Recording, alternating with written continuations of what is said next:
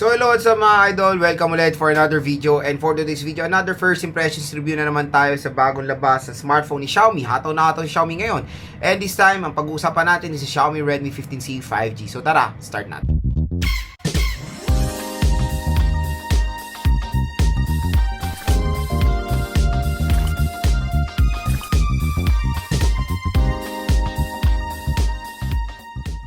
Idol, for today's video, another na naman tayo, first impressions review sa mga bago labas sa smartphone. And this time, ang itatakil natin is sa Xiaomi Redmi 15C 5G. Ano nga muna ba ang presyo niya? So sa online, dito sa ating product link, so tap mo yung video, ayan, view products, mura at bagsak presyo nila makukuha itong Xiaomi Redmi 15C 5G.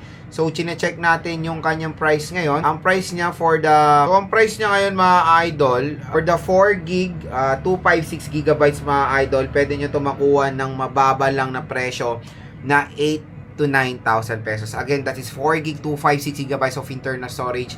Medyo ito yung magandang pandinig sa atin when it comes sa storage nito. Again, pero the RAM is new normal na ngayon ulit ang 4GB of RAM sa mga bagong labas sa smartphone dahil yun nga, medyo mahal po ang RAM ngayon.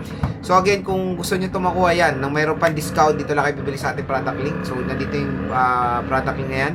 So tap mo yung video, sa inailamos po na section na yan, nandiyan po yung product link ng Xiaomi Redmi 15 5G, 15C 5G, or nandito sa baba ng ating video, nandyan lang po yung link nyan para makuha nyo ng with discount voucher itong smartphone na to. Again, this is not a full review.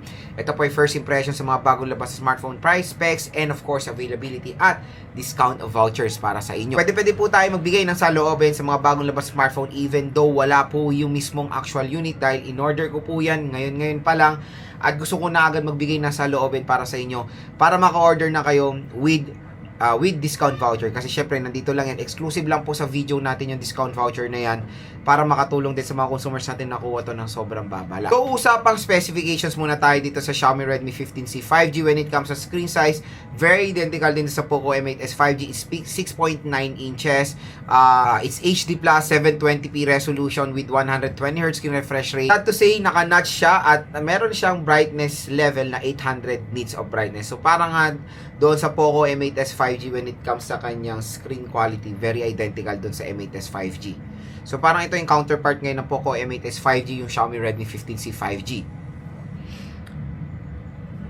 Oh, 'di ba? Same na same din sa Poco M8s dahil meron siyang out of the box na Android 15 with HyperOS 2. Di pa siya updated. Ang processor nito is a very popular na MediaTek Dimensity 6300 na several times na rin natin na-try yung processor na yan. It has an 8 megapixel front-facing camera and a 50 megapixel rear camera. IP64 water and dust resistant siya. Meron siyang single speaker. Pagdating sa battery, malaki rin ang battery nito. Meron siyang 6,000 mAh na removable battery with 33 watt fast charging rate. Mga J-Vlog, na nalaman nyo na yung price, specs, availability, and of course discount vouchers para dito sa Xiaomi Redmi 15C 5G.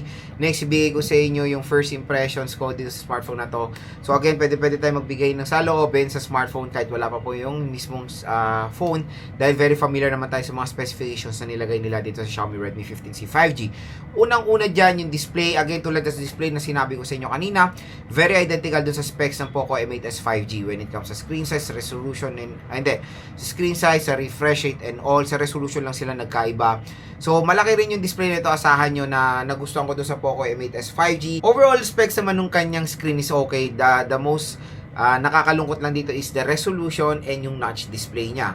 Pangalawa is yung kanyang operating system. Yun din ang nakaka-disappoint is Android 15 with HyperOS 2. Same din sa Poco M8s 5G na naka-Android 15 with HyperOS 2. Hindi ko alam kung bakit ayaw nyo pa i-update agad-agad yung smartphone nyo. Kailangan nyo pa i-prolong yung agony ng mga consumers, hintayin yung Android 16 with HyperOS 3 dyan.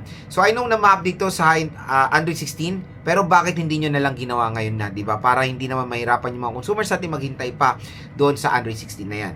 Pero sad to say, for second quarter ng 2026, I know hindi na dapat acceptable ng Android 15. Right out of the box, right out of the box. Pero longevity ng Android 15, matagal yan. Pero kailangan, dapat naka-Android 16 na to kasi bagong labas na to. Next sa processor, so dito ko sila na-gets. Poco, Snapdragon, Xiaomi, MediaTek. So, si Xiaomi Redmi 15C 5G is powered ng MediaTek Dimensity 6300, while the Poco M8s 5G is powered ng Qualcomm Snapdragon 6s Gen 3. So, yung processor na yan talagang nagka-clash yan for this kind of price tag. And both processor is great for gaming.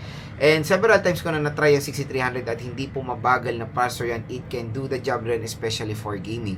The most sad part lang dito is the RAM. 4 GB of RAM.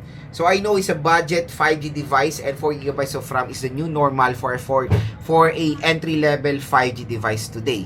Pero magandang move naman sa Xiaomi, tweak nila yung storage.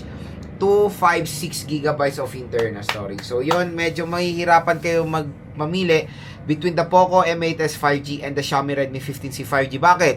Storage ang lamang ni Xiaomi, RAM ang lamang ni Poco. Kasi si Poco is 6 GB ang pinaka-minimum, while dito sa Xiaomi Redmi 15C 5G, it's 4 GB of RAM. Pero I know the Poco M8s 5G is merong counterpart na 256. Pero si Xiaomi, yan ang pinakasagad, 256. Napakalupit, diba?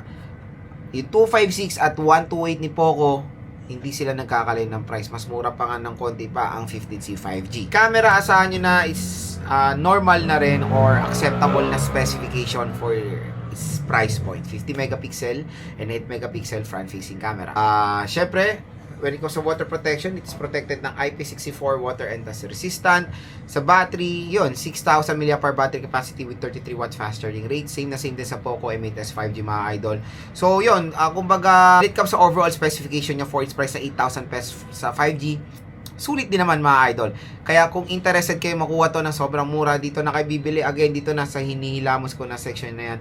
Mura at bagsak presyo lang makukuha Xiaomi Redmi 15C 5G. Abangan nyo na lang po yung ating full review, unboxing and game test natin sa smartphone na yan dahil paparating na po yung unit natin. In order ko na yan rekta at yun, sana nakatulong itong mga sinabi ko sa inyo kung nagde-decide kayo bumili. Netok Smart.